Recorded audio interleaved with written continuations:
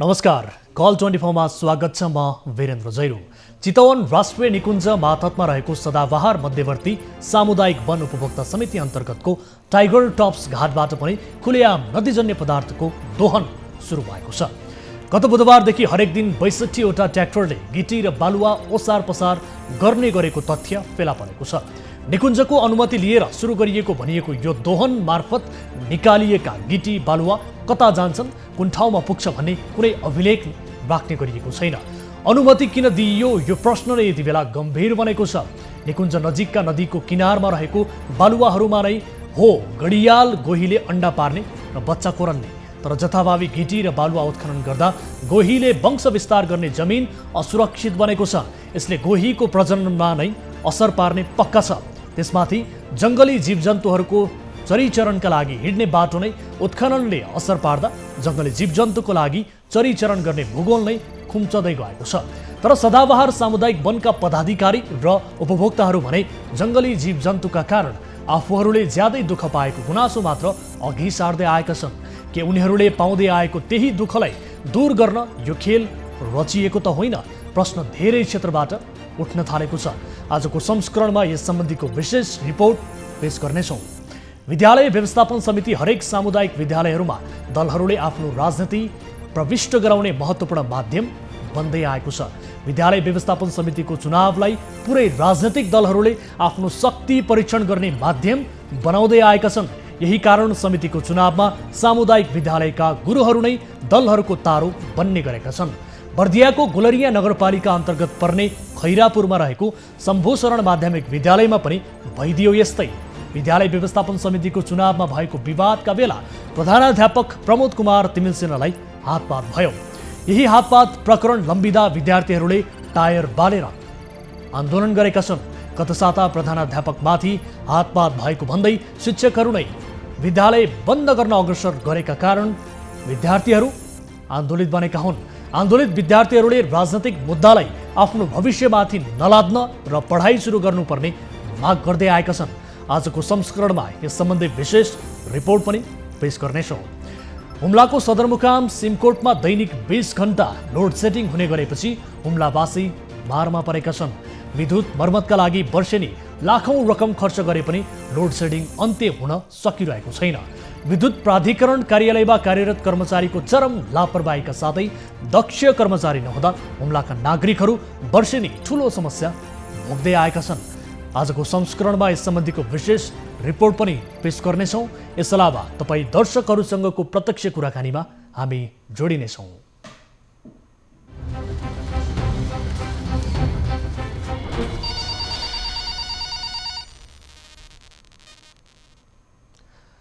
दर्शकहरू, कार्यक्रम कल 24 को नयाँ श्रृङ्खलामा उपस्थित भइसकेका छौँ। आज पनि न्युज 24 टेलिभिजनबाट लाइभ सधैँझै र आज पनि आम सर्वसाधारणले उठान गर्नुभएका र गुनासो गर्नुभएका आधारमा हामीले रिपोर्ट बनाएका छौँ र यही रिपोर्ट प्रस्तुत गर्दै सम्बन्धित निकाय समक्ष त्यसको समाधानका लागि पहल गर्नेछौँ।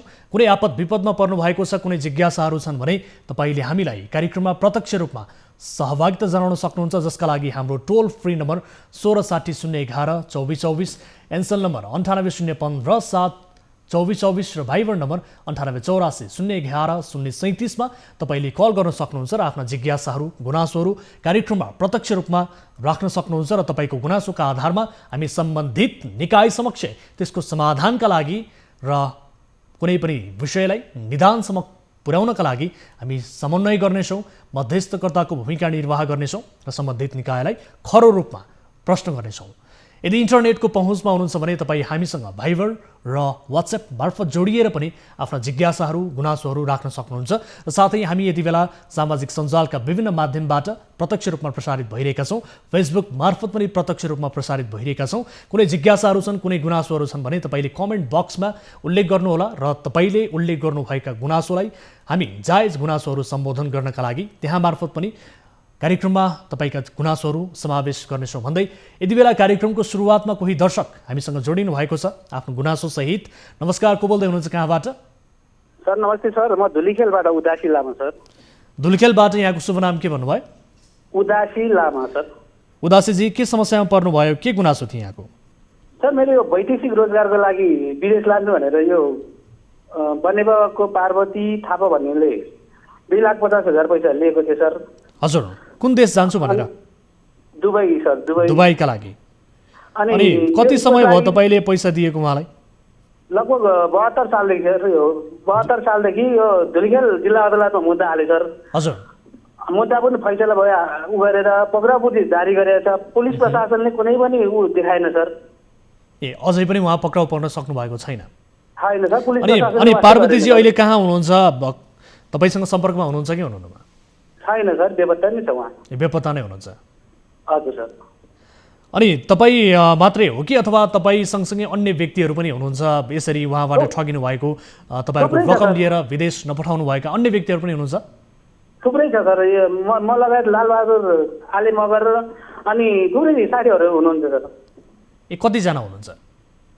हामी त्यतिखेर त 15-16 जना थियो सर। हजुर। मैले थाहा पाएको थिएँ, मैले थाहा नपाएँ भने थुप्रै छ भन्थ्यो। हजुर। अनि अब रकम तपाईँहरूले बुझाउनु भएको पनि धेरै समय भएको रहेछ, 2072 सालमै तपाईँहरूले दिनुभएको रहेछ र सँगसँगै अब जो पार्वतीजी हुनुहुन्छ उहाँको कुनै मेन पावर अथवा कुनै कन्सल्टेन्ट अथवा कुनै त्यस्तो किसिमको पृष्ठभूमि के हो उहाँको? पहिला चाहिँ एटलस मेन पावरको ब्रान्च भनेर बनेपामा एउटा अफिस खोलेर बसेको थियो सर त्यतिखेर। ए हजुर। हामीलाई चाहिँ दुबईबाट सिधै इन्टरभ्यू गराएर दुबईको मान्छे नै यहाँ उपस्थित गराएर अनि इन्टरभ्यू गरेर हरेक डुप्लिकेट भिजाहरू दिएको थियो सर। पछि हामीलाई लगेन सर त्यसले। हजुर। अनि अब के कारणले तपाईँहरूले पठाउन सकिएन भन्ने उहाँले प्रतिक्रिया दिनुभयो, जवाब दिनुभयो, केही त्यस्तो छ? तपाईँहरूलाई किन चाहिँ पठाउन सकिएन, के रहेछ अवस्था? सर डुप्लिकेट भिजा दिएछ र हामी त्यो एयरपोर्ट पुगेपछि यो भिजा के अरे टिकटको लागि जाँदाखेरि चाहिँ डुप्लिकेट भिजा थाहा पाएपछि चाहिँ अनि हामीलाई त्यो त्यहाँदेखि चाहिँ बेपत्ता हो सर। त्यसमा उहाँको बेपत्ता भएको पनि निकै लामो समय भइसक्यो, पक्राउ पूर्जी जारी भइसक्यो, सम्पर्कमा आउनु भएको छैन होइन त? उहाँको सम्पर्क नम्बरहरू छ कुनै तपाईँसँग? छैन सर। पहिला वाट्सएपमा कुरा भइरहेको थियो पहिला, अहिले त त्यो वाट्सएप पनि बन्द गरेर सम्पर्कविहीन नै छ सर। हस्, उहाँको कुनै तस्बिरहरू छ तपाईँसँग? छ सर। सर ठिक छ, त्यो तस्बिर हामीलाई पठाउनु होला, हाम्रो टिमका साथीहरूलाई, र तपाईँलाई मद्दत गर्ने कोसिस हामी पक्कै पनि गर्नेछौँ। र सँगसँगै तपाईँले बताएअनुसार अब यो पक्राउ पूर्जी समेत जारी भइसकेको छ भनेर भन्नुभएको छ। यद्यपि प्रहरी प्रशासनले पनि अझैसम्म उहाँलाई सम्पर्कमा ल्याउन सकिरहेको छैन। यद्यपि तपाईँले प्रहरी प्रशासन समक्ष एकपटक फेरि घचघच्याउनु होला, के भएको छ, उहाँलाई किन खोज्न सकिएन, खोज्नका लागि तपाईँले कतिको तदारुकता देखाइरहनु भएको छ भन्ने यावत प्रश्नहरू तपाईँले प्रहरी समक्ष पनि गर्नुहोला र हामीलाई उहाँको तस्बिर पठाउनु होला, हामी पनि तपाईँलाई मद्दत गर्ने कोसिस गर्नेछौँ है त? हस्, समय र जानकारीका लागि धन्यवाद। दर्शकबिन, दिनौँ जसो कार्यक्रममा हामीलाई वैदेशिक रोजगारीका सिलसिलामा यसरी नै ठगिएका गुनासोहरू व्यापक रूपमा आम सर्वसाधारणको आउने गरेको छ र हामी भन्दै पनि आएका छौँ कि सचेत रहनुहोला, सजग रहनुहोला र कुनै पनि व्यक्तिसँग, अपरिचित व्यक्तिसँग आर्थिक कारोबार गर्दा अथवा परिचित व्यक्तिसँग नै आर्थिक कारोबार गर्दा तपाईँले प्रमाणहरू यथेष्ट रूपमा राख्नुहोला र उसको पृष्ठभूमि, उसको नियत जुनसुकै बेला पनि परिवर्तन हुन सक्छ। त्यसकारण सबै कुराहरूको प्रमाण यथेष्ट रूपमा राखेर आफूलाई भोलिका दिनमा कुनै समस्या नहोस् भन्ने हिसाबले आफ्नो कुनै पनि कारोबारहरू गर्नका लागि हामी आग्रह गरिरहेका छौँ आम सर्वसाधारणहरूलाई। यति धेरै समाचारहरू, यति धेरै न्युजहरू तपाईँहरूले सुनिरहनु भएको छ, विभिन्न माध्यमबाट सूचनाहरू पनि पाइरहनु भएको छ कि वैदेशिक रोजगारीको सिलसिलामा यदि तपाईँहरूले विदेश जाने सपना बुनिरहनु भएको छ र आकर्षक रोजगारी दिलाइदिने कुनै व्यक्ति अथवा कुनै निकायबाट, कुनै मेन पावरबाट तपाईँले आश्वासन पाइरहनु भएको छ भने सावधान। एकपटक होइन, 10 पटक होइन, 1000 पटक सोच्नुहोला र त्यस पछाडि मात्रै आफूले निर्णय लिनुहोला भनेर हामी आग्रह गरिरहेका छौँ। आम दर्शकहरू, यति बेला पहिलो विषयतर्फ यहाँहरूको ध्यान आकर्षण गराउन चाहन्छु। हामीले कार्यक्रम कल 24 मार्फत अवैध रूपमा प्राकृतिक सम्पत्तिको दोहन गर्नेहरूको पर्दाफास गरिरहेका छौँ। देशका विभिन्न भागमा सरकारी मापदण्डको ठाडो उल्लङ्घन भई अवैध रूपमा उत्खनन भइरहेको देखाउँदै पनि आएका छौँ। त्यस्तै पश्चिम चितवनको मेघौलीमा पर्ने राप्ती नदी किनारमा यति बेला जथाभावी रूपमा उत्खनन भइरहेको छ। उत्खनन भएको यो क्षेत्र जङ्गली जनावरको चरीचरण र घडियाल गोहीको वासस्थान समेत हो। चितवन राष्ट्रिय निकुञ्जको अनुमति छ भन्दै अहिले उक्त स्थानमा मनलाग्दी उत्खनन भइरहेको छ। अवैध रूपमा निर्वाध उत्खनन जारी रहेको भन्दै स्थानीयहरूले गुनासो गरेका छन्। सर्वत्र गुनासो बढ्दा पनि सरकारवाला निकाय किन मौन? यो प्रश्नको जवाफ लिनेछौँ। सबैभन्दा पहिले चितवनबाट टिभी जर्नलिस्ट केदार शर्माले पठाएको यो रिपोर्ट हेर्नुहोस्।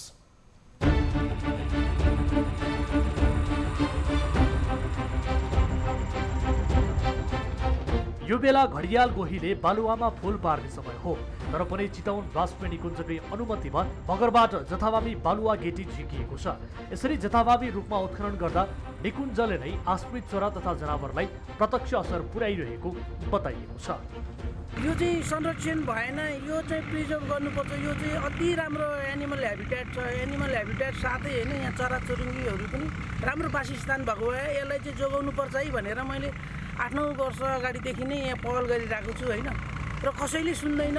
चितवन राष्ट्रिय निकुञ्जको सिफारिस देखाउँदै सदाबहार मध्यवर्ती सामुदायिक वन उपभोक्ता समिति अन्तर्गत टाइगर टप्स घाटबाट गत बुधबारदेखि 3वटा जेसिबीको सहयोगमा 62वटा ट्र्याक्टरले नियमित गिटी र बालुवा बोकेका छन्। राजस्व सङ्कलन र टिपोटका लागि सामुदायिक वन वा निकुञ्जका कर्मचारी खटिए पनि कहाँ कति नयाँ घर गोठ बनाउन माग भएको भन्ने बारे स्थलगत रूपमा खटिएका कर्मचारीलाई नै जानकारी छैन। पहुँचका आधारमा उपभोक्ताले समेत कसैले 15 ट्रिपसम्म पाएका छन् भने कसैले 5 ट्रिपमै चित्त बुझाउनु परेको छ। केही व्यवसायीले भने उत्खनन गरिएको गिटी र बालुवा स्टोर गरेर राखेको आरोप समेत छ। तर यता सदाबहार सामुदायिक वनको भने आफैले जनावरको वासस्थान वरपर जथाभावी उत्खनन गरे पनि जनावरका कारण धेरै दुःख पाएको गुनासो छ।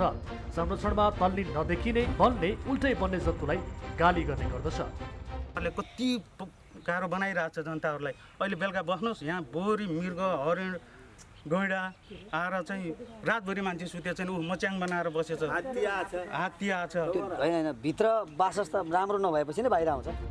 मध्यवर्ती क्षेत्र मेघौली उपभोक्ता समिति अन्तर्गत 21 उपभोक्ता समितिका 81वटा समूह छन्। उपभोक्ता समितिले यिनै समूहबाट आएका माग पेश गरेर निकुञ्जबाट अनुमति लिने गर्छ। मेघौली उपभोक्ता समितिका अध्यक्ष मायाराम चौधरीले भने सक्ने जति व्यवस्थित ढङ्गबाट काम गरेको बताएका छन्।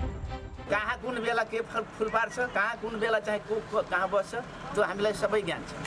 त्यो कसरा को पनि नीतिगत भित्र रहेर, चितवन राष्ट्रिय निकुञ्जको नीतिगत भित्र रहेर हामीले जस्तो कि विशेष गरेर चाहिँ जाडो मौसममा चाहिँ बाहिरबाट आउने चाहिँ चराहरू हुन्छ।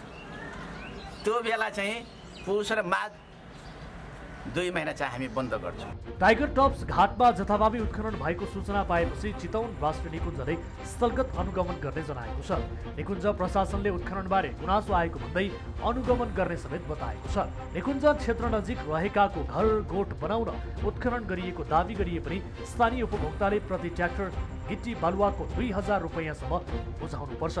वन समिति र निकुञ्जलाई घर बुझाउनु पर्ने भन्दै यो रकम व्यवसायीहरूले तोकेका हुन्। व्यवसायीहरूले सामुदायिक वनमा प्रति ट्रिप 200, मध्यवर्तीलाई 300 र चितवन राष्ट्रिय निकुञ्जलाई बालुवाको 69 र गिटीको 51 रुपैयाँ प्रति ट्रिप तिर्नुपर्छ।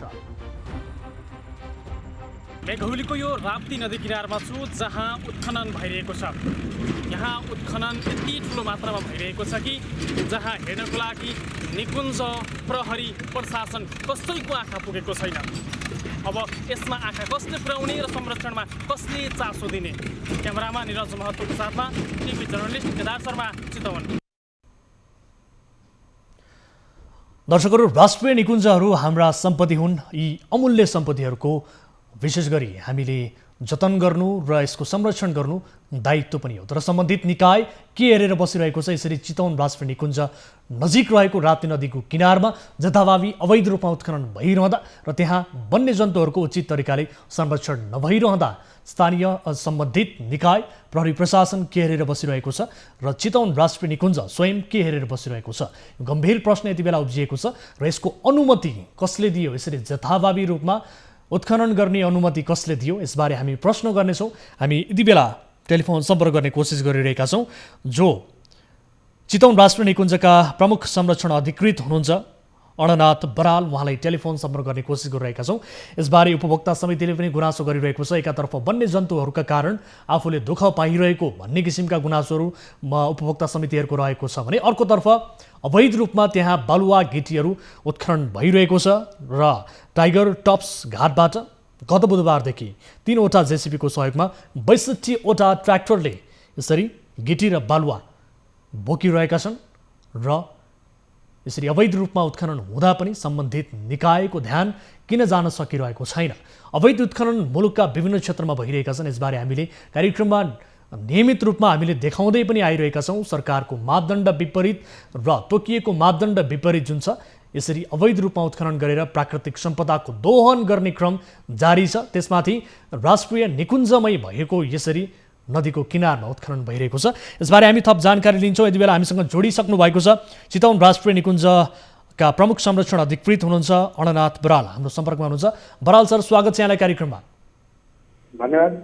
हजुर, अब यो नदी किनारमा उत्खनन गर्ने, जथाभावी रूपमा अवैध रूपमा उत्खनन गर्ने अनुमति कसले दियो सर? यसबारे बताउनुहोस् त सबैभन्दा पहिले। सुन्नुहोस् न, पहिलो कुरो अहिले यो अवैधै हुँदैन। किन अवैध होइन भने हजुर, राज्यलाई राजस्व तिरेर, स्थानीय तहको सिफारिस दिएर राजस्व तिरेर प्रक्रिया तयार गरेको कुरोमा अवैध भन्न पाइँदैन, भन्न मिल्दैन। सर, यसको मापदण्ड तोक्नु भएको छ त? मापदण्ड भन्दा जथाभावी उत्खनन भयो भनेर गुनासो बढेको छ। मापदण्ड के हो बताउनुहोस् त? सुन्नुहोस् न, आइई गरेका छौँ होइन, आइई चाहिँ नेपाल सरकारले स्वीकृत गरेको छ। नेपाल सरकारले स्वीकृत गरेको आइईको परिमाणभित्र रहेर उपभोक्ता समितिको सिफारिस, सम्बन्धित स्थानीय तहको वडाको सिफारिस, नगरपालिकाको सिफारिस दिएर स्थानीय जनतालाई घर कोट बनाउनको लागि नदीजन्य पदार्थ एकदमै व्यवस्थित हिसाबले दिएको छ। त्यो पनि नदिने हो भने त तपाईँको पनि तपाईँहरूलाई घर चाहिन्छ, हामीलाई पनि घर चाहिन्छ। घरै बनाएर नदिने हो, माटो खनेर तपाईँको त आउँदैन नि त, तपाईँ बारिया खनेर त ढुङ्गा गिटीबाटो त आउँदैन, नदीबाटै दिनुपर्छ। जब तपाईँले यो कुरो उठाइरहँदा, यो कुरो तपाईँले सोधिरहँदा वैध कि अवैध पहिला बुझ्नु पर्यो, प्रक्रिया बुझ्नु पर्यो, अनि मात्रै पैसा तिर्नु पर्यो।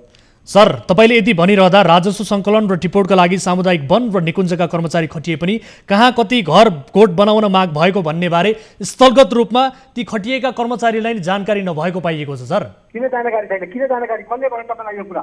पक्कैले हामीसँग रेकर्ड छ। बताउनुहोस् त, कति निर्माण हुँदैछ, कति घरका लागि? हामीले प्रत्यक्ष रूपमा त्यहाँ स्थलगत रूपमा हाम्रा टिभी जर्नलिस्टले रिपोर्टिङ गरेर पठाउनु भएको छ सर।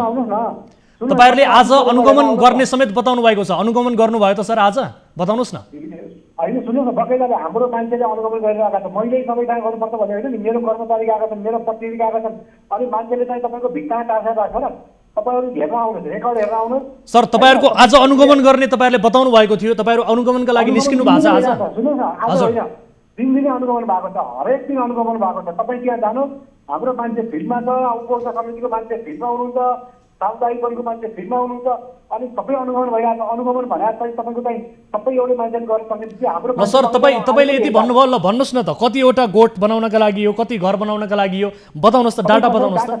ल बताउनुहोस् न, डाटा बताउनुहोस्। सुन्नुहोस् त, तपाईँ चाहिँ हिजो कति घन्टा सुत्नुभयो भन्नुहोस् त? तपाईँलाई कता हुन्छ? तपाईँको घर चाहिँ तपाईँका टोलमा गाउँमा कतिजना मान्छे छन् तपाईँले भन्नु सक्नुहुन्छ अहिले? सर, तपाईँ बताउनुहोस् न, तपाईँले बताउनुहोस् न। तपाईँले एउटा प्रमुख भइसके पछाडि कतिवटा बन्दैछ, कति मापदण्डमा बन्दैछ भन्ने कुरा त तपाईँले त्यसको एकिन तथ्याङ्क राख्नु पर्यो नि सर। त्यो तपाईँको जिम्मेवारी हो सर। तपाईँ बताउनुहोस् न, यसको जवाब दिनुहोस्। कतिवटा घर बनाउँदै हुनुहुन्छ, कतिवटा गोठ बनाउँदै हुनुहुन्छ? तपाईँ बताउनुहोस् न सर। म नर्सरी पढ्ने विद्यार्थी हो, मैले डाटा फन्ट पारेर हिँड्छु, तपाईँ रेकर्ड हेर्न आउनुहोस् न मेरोमा। तपाईँसँग तथ्याङ्क नै हुँदैन, जानकारी नै हुँदैन। तपाईँ प्रमुख भएर बस्नु भएको छ सर। तपाईँ भनिरहनु भएको छ सबै कुराहरू ठिक छ, राजस्व सङ्कलन गरेर अवैध भन्न मिल्दैन भनेर भनिरहनु भएको छ, तर त्यहाँ सर एकैछिन रोक्नुहोस्, एकैछिन होल्डमा रहनुहोस्, एकैछिन बराल सर, एकैछिन होल्डमा रहनुहोस्। यति बेला हाम्रा टिभी जर्नलिस्ट स्थलगत रूपमा त्यही हुनुहुन्छ, हामीसँग जोडिनु भएको छ। केदार सुन्दै हुनुहुन्छ? अब यति बेला हामीसँग जोडिनु भएको छ जो प्रमुख हुनुहुन्छ, प्रमुख संरक्षण अधिकृत अणनाथ बराल राष्ट्रिय निकुञ्जका। उहाँले बताएअनुसार यो जथाभावी रूपमा उत्खनन भइरहेको छैन र जे भइरहेको छ ठिक भइरहेको छ भन्नुहुन्छ, अनुगमन पनि गरिरहेका छौँ भनेर भन्नुहुन्छ। बताउनुहोस् त के हो अवस्था? उहाँले जे भइरहेको छ त्यो ठिकै भइरहेको छ। कुन तरिकाले देख्नुभयो? उहाँ फिल्डमा गएर देख्नुभयो कि देख्नु भएन? तर यहाँ यी ठुला ठुला खाल्डाहरू छन्, अहिले पहिलो फुल पार्ने बेला हो। यो बेलामा यसरी उत्खनन गर्दै गर्दा उहाँले ठिक छ भनेर संरक्षणको पाटोबाट उम्किन खोज्नुहुन्छ भने अब यसमा हाम्रो भन्नु केही रहँदैन नि फेरि यहाँनिर। बराल सर सुन्दै हुनुहुन्छ? बराल सर सुन्दै हुनुहुन्छ? बराल सर सुन्दै हुनुहुन्छ मलाई? म हाम्रो टिमका साथीहरूलाई एकपटक उहाँलाई फेरि जोड्नका लागि अनुरोध गर्न चाहन्छौँ। यति बेला हामीसँग टेलिफोनबाट छुट्टिनु भएको छ जो अर्णनाथ बराल सर हुनुहुन्छ, उहाँले यो कुरालाई मान्न तयार हुनुभएको थिएन, नियमित रूपमा आफूहरूले अनुगमन गरिरहेको भनेर बताउनु भएको छ। म हाम्रो टिमका साथीहरूलाई उहाँलाई एकपटक फेरि टेलिफोन गर्नका लागि अनुरोध गर्न चाहन्छु। केदार सुन्दै हुनुहुन्छ मलाई? त्यहाँको अन्य अवस्थाबारे बताउनुहोस् त, अन्य जति पनि कर्मचारीहरू हुनुहुन्छ उहाँहरूले कहाँ कति घर बन्दैछ, कति गोड बन्दैछ भन्ने बारे पनि बताउन सक्नु भएको थिएन, यसबारे पनि बताउनुहोस् त। उहाँले अहिले पनि त्यो तथ्याङ्क बताउन सक्नुहुने अवस्थामा छैन। हजुर, उहाँले 3000 चिप निकाल्छौँ दैनिक 7 चिपको दरले भन्नुहुन्छ, तर त्यो भनाइअनुसार फरक फरक व्यक्तिको फरक फरक भनाइ आइरहेको छ। निकुञ्जको कर्मचारीको एक थरी भनाइ आइरहेको छ, मध्यवर्तीको अर्को थरी भनाइ आइरहेको छ, फिल्डमा खटिएका कर्मचारीको अर्को थरी भनाइ आइरहेको छ। यसले कुराहरू बाँधिन्छ। यद्यपि त्यो जहाँबाट निकालिएको केदार सर एकैछिन होल्डमा रहनु होला। केदार एकैछिन होल्डमा रहनु होला, हामीसँग फेरि जोडिनु भएको छ। बराल सर सुन्दै हुनुहुन्छ मलाई? केदारजी भनेको त्यो टाढीमा काम गर्ने केदारजी होइन? हाम्रा टिभी जर्नलिस्ट हुनुहुन्छ बराल सर। बराल सर हाम्रा टिभी जर्नलिस्ट त्यही स्थलगत रूपमा हुनुहुन्छ। तपाईँहरू धेरै शब्द अलिकति हाम्रो पनि कुरा सुन्नु हो भने तपाईँहरूसँग कुरा गर्छु है। सर तपाईँ बताउनुहोस् न, स्पष्ट रूपमा बताउनुहोस्, तपाईँ झोकिएर नबोल्नुहोस् न सर, स्पष्ट रूपमा के हो त्यहाँको वास्तविकता। तपाईँ एक प्रमुख हुनुहुन्छ, तपाईँले यसको जिम्मेवारीताका साथ उत्तर दिनुहोस् सर। तपाईँले एउटा कुरा सुन्ने कि नसुन्ने? मेरो कुरा तपाईँहरू सुन्ने। तपाईँको केदार भनेको त्यो उसमा रत्नगरमा काम गर्ने केदारजी होइन? केदार शर्मा हाम्रा टिभी जर्नलिस्ट, न्युज 24 टेलिभिजनका टिभी जर्नलिस्ट हुनुहुन्छ सर। तपाईँको केदारजी, तपाईँ सुन्नुहोस्, तपाईँको केदारजीले राष्ट्रिय निकुञ्जभित्र कहिले हामीसँग निशुल्क पास माग्न आउनुहुन्छ, कहिले चाहिँ भाग खुवाइदिनु पर्यो भन्न आउनुहुन्छ, कहिले के भन्दै आउनुहुन्छ। त्यही भएर तपाईँको केदारजीले यस्तो यस्तो न्युज नचाहिने कुरा गर्दै हिँड्नुहुन्छ। म तपाईँको केदारजीलाई चिन्छु। तपाईँको केदारजी रत्नगर नगरपालिकामा पैसा उठाउँदै हिँड्नुहुन्छ पत्रकारको नाममा। चाहिँ तपाईँको उहाँको नियत मलाई थाहा छ। बराल सर अरूको नियतमा नजानुहोस् न। तपाईँ यति बेला एकपटक सुन्नुहोस्। यता सुन्नुहोस्, त्यसो भएर चाहिँ उहाँले त्यो केदारजीको कुरा छोडिदिनुहोस्। तपाईँले कुराहरू त्यो केदारसँग कुरा गरिदिनु। केदार भनेको त्यहाँ चाहिँ तपाईँको वेस्ट मान्छे हो। ऊ चाहिँ तपाईँको त्यो रत्नगर नगरपालिकामा बस्ने, हामीसँग कहिले त्यहाँनिर पाहुना आए भित्र घुमाइदिनु पऱ्यो भन्ने, कहिले पास चाहियो भन्ने, कहिले गाडी चाहियो भन्ने, निकुञ्जलाई पुरै दुःख दिने खराब मान्छे हो नि चाहिँ तपाईँको केदारजी। निकुञ्जलाई दुःख दिने, तपाईँले निकुञ्जलाई दुःख दिने हाम्रा टिभी जर्नलिस्टले दुःख दिइरहेका छन्। तपाईँहरूले जे गरिरहनु भएको छ त्यो गलत गरिरहनु भएको छ, त्यसलाई गलत गरिरहनु भएको छैन खबरदारी गर्दा तपाईँहरूलाई चाहिँ त्यो दुःख भयो सर, दुःख भयो तपाईँहरूलाई। जिम्मेवारीपूर्वक जवाब दिनुहोस् है सर, जिम्मेवारीपूर्वक। तपाईँ एक प्रमुख हुनुहुन्छ, संरक्षण प्रमुख त्यहाँका जीव जन्तुहरूको सर।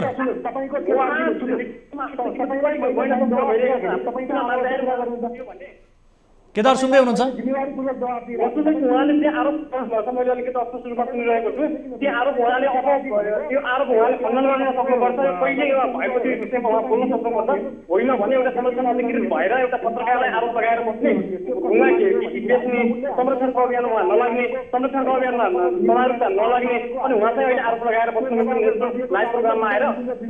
ठिक छ बराल सर एकपटक सुन्नुहोस् न। बराल सर अब तपाईँ एक संरक्षण प्रमुख हुनुहुन्छ सर, तपाईँ एउटा जिम्मेवारी लिएर बसेको व्यक्ति। तपाईँले हाम्रो कुरा सुन्नु परेन, तपाईँहरू आफ्नो कुरा मात्रै तपाईँले केही हिसाबले कुरा गरेर सर विषयवस्तुमा प्रवेश गरेर जवाब दिनुहोस् न सर। तपाईँलाई सोधेका छौँ। तपाईँसँग कुरा गर्छु, सुन्नुहोस्, म केदारसँग कुरा गर्दिनँ होइन। केदारजी भनेको पूर्वाग्रही मान्छे हो, केदारजी भनेको नियत ठिक नभएको मान्छे हो।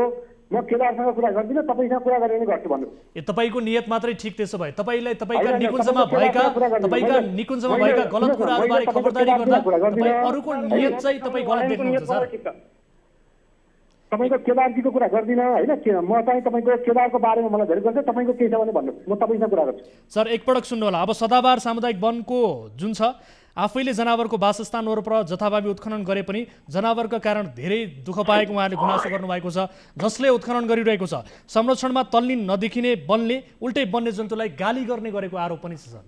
तपाईँ एक संरक्षण प्रमुख हुनुहुन्छ, वन्यजन्तुहरूको अवस्था यस्तो छ, यो पनि गलत हो। सुन्नुहोस् न, तपाईँको नाम के भन्नुभयो अरे?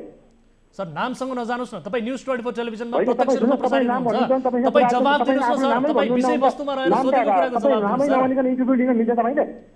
सर तपाईँ एउटा नामै नभनिकन इन्टरभ्यू लिने कारण के हुन्छ? तपाईँ नामै भन्न सक्नुहुन्न। तपाईँ यति बेला प्रत्यक्ष रूपमा सर, तपाईँलाई मैले जानकारी गराउँ, तपाईँ यति बेला तपाईँको नाम भन्नु, तपाईँ नामै नभनिकन क्वेसन सोध्ने, तपाईँ पत्रकार भनी प्रमाणित गर्नु। सर मेरो नाम वीरेन्द्र जैरू, सुन्नुभयो? वीरेन्द्र के हो? वीरेन्द्र जैरू सुन्नुभयो? तपाईँलाई नामसँग नै तपाईँलाई किन सरोकार सर? तपाईँ सोधेको विषय वस्तुभित्र प्रवेश गरेर यसको जवाब दिनुहोस् न। के गर्नुहुन्छ तपाईँ? नाम सोधेर नाम जानेर तपाईँ के गर्नुहुन्छ? सुन्नुहोस्, तपाईँ मसँग जब कुरा गर्दै हुनुहुन्छ तपाईँले परिचय दिएर कुरा गर्नु पर्यो नि त। तपाईँले परिचय सर, न्युज 24 टेलिभिजनबाट हामी बोलिरहेका छौँ, तपाईँ यति बेला प्रत्यक्ष रूपमा प्रसारित हुनुहुन्छ। होइन, तपाईँ जे भयो सुन्नुहोस्, तपाईँ गर्नुहोस्, त केही छैन सर। यो विषयवस्तुभन्दा बाहिर गयो सर, विषयवस्तुभन्दा बाहिर गयो। एकपटक सुन्नु होला प्रमुखज्यू, तपाईँ एक जिम्मेवार व्यक्ति हुनुहुन्छ, तपाईँलाई सोधेको अनुसार तपाईँ विषयवस्तुभित्र रहेर त्यसको जवाब दिनु सर। हाम्रो आग्रह छ, विनम्र आग्रह छ। तपाईँ म एकदमै जिम्मेवार छु। सुन्नुहोस्, म जिम्मेवार छु, तर तपाईँको त्यो केदार शर्मा भनेको मान्छे व्यक्ति विशेषमा नजानुहोस्, व्यक्ति विशेषमा नजानुहोस् सर, व्यक्ति विशेषमा नजानुहोस्। कहिले गाडी माग्ने, कहिले तपाईँको पास माग्ने, कहिले के माग्ने, अनि त्यसपछि दिएन भने कहाँ के गरेर न्यु सर, यस्तो किसिमको आरोप नलाउनुहोस् न। एक जिम्मेवार व्यक्ति भएर यस्तो किसिमको आरोप कुन दिन फोन गरेर तपाईँलाई गाडी पास मागिरहेको छ? होइन, हामीसँग केदारजी भनेको तपाईँको यस्तो मान्छे हो है। तपाईँले चाहिँ हामी सबै काम कानुनबद्ध गरिरहेको छौँ। तपाईँ अब जे गर्नुहुन्छ गर्नुहोस्। केदार सुन्दै हुनुहुन्छ मलाई? दर्शकहरू, उहाँले हाम्रो टेलिफोन काट्नु भएको छ। जो बरालजी हुनुहुन्छ उहाँ विषयवस्तुभन्दा बाहिर रहेर यति बेला। केदार सुन्दै हुनुहुन्छ मलाई? मैले सुनेको छु जो उहाँले तथ्यहीन बाहिर गएर आरोपहरू लगाउनु भएको छ, जहाँ स्थानीयले निकुञ्जमा गएर अहिले उत्खनन नगरौँ भनेर पत्र पनि बुझाइरहेको अवस्था छ। त्यहाँको भावी अवस्था हामीले स्क्रिनमा रिपोर्टमा पनि देखाइरहेको अवस्था छ। यो अवस्थालाई उहाँले सामान्य भन्नुहुन्छ। अहिले गोहीले फुल पार्ने बेला हो, जुन गोहीले फुल पार्नको लागि बालुवामुनि फुल पुरेर राखेको हुन्छ। उत्खनन गर्दाखेरि ती फुलहरू नष्ट हुन्छन्, मासिन्छन्। निकुञ्ज आफैले गोहीलाई बढाउनको लागि, घडियालको बढाउनको लागि राप्ती नदीमा बच्चाहरू छान्ने गरेको छ। उहाँ आफै संरक्षणमा लाग्ने, संरक्षणका विषयमा ल है तदारुकता देखिएन भन्दाखेरि हुँदैन भएका आरोप लाइभ टेलिभिजनमा आएर उहाँले टेलिभिजन हेर्दै हुनुहुन्छ भने म यो प्रमाणित गर्न आग्रह चुनौती दिन चाहन्छु कि कुन दिन केदार शर्माले पास माग्यो, गाडी माग्यो र कुन दिन मैले पास मागेर गाडी मागेर उहाँले दिनुभयो। यो उहाँले यही लाइभ टेलिभिजनमा म चुनौती दिन चाहन्छु। उहाँले पुरा गर्नुपर्ने हुन्छ। अब उहाँ यति बेला हाम्रो जवाब दिन नसकेर टेलिफोन काटेर भाग्नु भएको छ। उहाँलाई हामीले विषयवस्तुमा रहेर जवाब दिनका लागि विनम्र आग्रह पनि गर्यौँ। केदार निकुञ्जले चाहिँ उहाँ प्रमुख संरक्षण भएर आइसके पछाडि चितवनमा गैँडाको मृत्यु दर तीव्र भयो, कोही तस्करीको भयो भने कोही कालगतिले मर्ने कारण भयो। यो विषयमा पनि हामीले रिपोर्टिङ गर्न खोज्दाखेरि उहाँ बोल्न चाहनुहुन्थेन। उहाँले पत्रकार सम्मेलन गर्नुभयो तर हामीले जानकारी थिएन, मलाई नै जानकारी थिएन भने उहाँको अब के रिस के राखेको रहेछ, कसले केदारको विषयमा के भन्यो भन्दा पनि उहाँ संरक्षणमा त्यति चिन्तित नभएको मान्छे हो। उहाँलाई संरक्षणका विषयमा कुरा सोद्धाखेरि हाम्रो काम गरिरहेका छौँ, तपाईँलाई जवाब दिन किन आवश्यक भन्ने किसिमले कुरा गर्नुहुन्थ्यो। तर अहिले यो प्रश्न भयो कि लाइभ टेलिभिजनमै आएर वन्य जन्तु संरक्षण गर्ने दायित्वभन्दा पर गएर जे गरेको छु ठिक गरेको छु भन्नुभएको छ। हुन्छ, उहाँलाई अब संरक्षणमा कुनै चासो नै छैन, कुनै तदारुकता नै छैन, उहाँ जे पनि बोले हुन्छ भन्ने सोच्नु भएको होला होइन। त्यसले गर्दाखेरि म यहीँबाट चुनौती दिन चाहन्छु यही लाइभ टेलिभिजनबाट। उहाँले सरासरी जुन पनि छुट्टा आरोपहरू लगाउनु भएको छ, अब उहाँ अब अझै पनि ल्याउनुहोस् फोनमा वीरेन्द्र।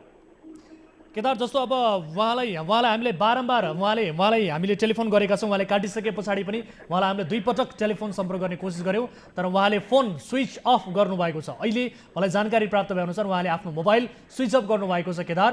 तर उहाँले जुन किसिमको यो गतिविधिहरू गरिरहनु भएको छ, संरक्षण प्रमुख हुनुहुन्छ तर वन्यजन्तुको संरक्षणका लागि उहाँलाई त्यति धेरै ध्यान छैन र सँगसँगै अवैध रूपमा त्यहाँ जथाभावी उत्खनन गरिएको छ। उपभोक्ता समितिका त्यस्तै गुनासो छन्। यी सबै कुराहरू गतिविधिहरू गर्ने आँट चाहिँ उहाँलाई कहाँबाट आइरहेको छ केदार? एकदम असम्मको कुरा। संरक्षणकर्ताले विरोध गरेका छन्, स्थानीयले विरोध गरेका छन्, 2-4वटा ट्र्याक्टर व्यवसायी र वन समिति र जुन मध्यवर्तीकोसँग मिलेर उहाँले त उत्खनन गरिरहनु भएको छ। उत्खनन गर्नको लागि के कति उत्खनन गर्ने, कसो उत्खनन गर्ने भनेर उहाँकै कर्मचारीले बताउन सक्ने अवस्था छैन। उहाँकै एकजना कर्मचारी जुन बिल काट्ने ठाउँमा हुनुहुन्थ्यो, हामीले उहाँसँग पनि कुरा गरौँ। उहाँले त अझ उल्टो हाम्रो फोटो खिचेर को हो के हो भन्ने समेतका कुराकानीहरू पनि गर्नुभयो। त्यति मात्र होइन, हामी फर्किँदै गर्दाखेरि चोकबाट त्यो रिपोर्टिङमा फर्किँदै गर्दाखेरि त्यहाँका केही स्थानीय मान्छेहरूले हामीलाई त्यो रिपोर्टिङमा असहजता थप्ने किसिमका पनि प्रयासहरू गरे। ती छुट्टै पाटोहरू रह्यो। उता स्थानीयहरू चाहिँ पत्रकारप्रति आक्रोशित बन्ने, उता वार्डन साहबले मैले गरेको काम ठिक छ, मैले उत्खनन गर्न पाउनुपर्छ भन्ने किसिमको अभिव्यक्ति दिने। आखिरमा उहाँलाई 2-4 जना ट्र्याक्टर व्यवसायीको लोभ लालचमा अब संरक्षणमा कुनै सासु छैन भने चाहिँ अब हामीले योभन्दा अब के भन्ने अरू। हजुर, ठिक छ केदार, अब विशेष गरी निकुञ्जभित्र हुने यस्ता चोरी तस्करी कुनै पनि उत्खनन अवैध गतिविधिहरू भइरहेको छ भने यसतर्फ तपाईँ निडर र चनाखो भएर रिपोर्टिङ निरन्तर रूपमा गरिरहनु होला। हामी यो विषयलाई फेरि पनि फलो गर्नेछौँ। यो विषयको फलोअपको लागि पनि तपाईँ एकदमै तैनात हुनुहोला। समय र जानकारीका लागि यहाँलाई धेरै धेरै धन्यवाद। धन्यवाद।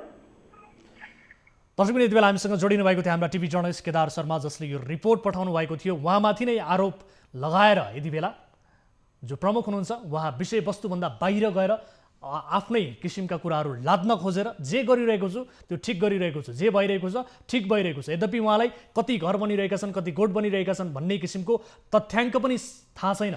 एज एउटा प्रमुख हुनुहुन्छ तर त्यहाँका अन्य कर्मचारीलाई पनि यो बारे थाहा छैन। तपाईँलाई थाहा छ भनेर प्रश्न गर्दा उहाँलाई समेत यसबारे जानकारी छैन। तर यसरी अवैध रूपमा जथाभावी उत्खनन भइरहेको छ, यो जारी छ। त्यहाँ विशेष गरी घडियाल गोहीले बालुवामा फुल पार्ने समय हो। यसरी वन्यजन्तुहरूको त्यहाँ संरक्षण गर्नुपर्ने दायित्व रहँदै पनि उल्टै ती वन्यजन्तुहरूको संरक्षणमा ध्यान नदेखिएको र त्यो संरक्षणमा तल्लिन नदेखिएको अवस्था देखिएको छ। यसबारे हामीले कुराकानी गर्न खोज्दा उल्टै जो प्रमुख हुनुहुन्छ चितवन राष्ट्रिय निकुञ्जका प्रमुख संरक्षण अधिकृत अडनाथ बराल, उहाँ विषयवस्तुभन्दा बाहिर गएर आफ्ना कुराहरू लाद्न खोज्नुभयो र जे भइरहेको छ त्यो ठिक भइरहेको छ भन्ने किसिमका उहाँले आफ्नो धारणा राख्न खोजेपछि अन्ततः टेलिफोन काटेर भाग्नुभयो र हाम्रो टिमका साथीहरूले फेरि उहाँलाई पुनः टेलिफोनमा ल्याएर यसबारे प्रश्न गर्न खोज्दा, यसबारे प्रश्न पारिदिन आग्रह गर्दा उहाँले मोबाइल स्विच अफ गर्नुभएको बारे जानकारी प्राप्त भयो। दर्शकले यस विषयलाई हामी फलोअप गर्नेछौँ। हाम्रो निरन्तर राष्ट्रिय निकुञ्जप्रति हाम्रो निशाना जारी छ। यसरी निकुञ्जप्रति हुने गलत क्रियाकलाप र चोरी तस्करी उत्खनन अवैध रूपमा जुन भइरहेको छ यसतर्फ हाम्रो निरन्तर निगरानी रहिरहनेछ र हाम्रा देशभर रहनुभएका टिभी जर्नलिस्टहरू चनाखो भएर यसतर्फ खबरदारी गर्दै आउनुभएको छ र हामी आग्रह गर्न चाहन्छौँ यस्ता किसिमका धम्की र आरोपहरूले हाम्रा टिभी जर्नलिस्टलाई कुनै पनि किसिमको असर पर्ने छैन, असर नपरोस्, हामी यही आग्रह गर्न चाहन्छौँ भन्दै आजको अर्को विषयतर्फ यहाँहरूको ध्यान आकर्षण गराउन चाहन्छु। विद्यालयमा गलत राजनैतिक अभ्यास यो ट्रेन्डको रूपमा विकास हुन थालेको छ। पढ्न चाहने विद्यार्थीहरू यस्ता खाले गलत प्रवृत्तिको शिकार बन्ने गरेका छन्। स्वतन्त्र मानसिकताबाट पढ्न पाउने अधिकारबाट किन विद्यार्थीहरू विमुख बनाइन्छ? एउटा उदाहरण बनेको छ बर्दियाको गोलरिया नगरपालिका अन्तर्गतको खैरापुरमा रहेको शम्भुशरण विद्यालय।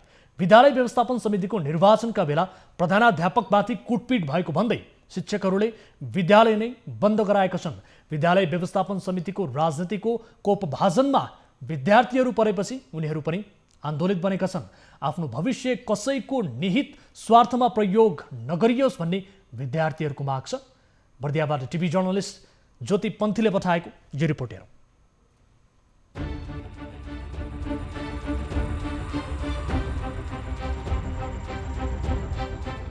बर्दियाको गुलरिया नगरपालिका अन्तर्गत पर्ने खैरापुरमा रहेको शम्भुशरण माध्यमिक विद्यालयका विद्यार्थीहरू आन्दोलित बनेका छन्। उनीहरू टायर बालेर आन्दोलन गरिरहेका छन्। गत साता सम्पन्न विद्यालय व्यवस्थापन समितिको निर्वाचनमा भएको विवादका बेला प्रधानाध्यापक प्रमोद कुमार तिमिलचुनालाई हातपात गरिएको थियो। प्रधानाध्यापकमाथि हातपात भएको भन्दै शिक्षकहरूले विद्यालय बन्द गरेका कारण विद्यार्थीहरू आन्दोलित बनेका हुन्। आन्दोलित विद्यार्थीहरूले राजनैतिक मुद्दालाई आफ्नो भविष्यमाथि नलाद्न र पढाइ तत्काल सुरु गर्न माग गरेका छन्।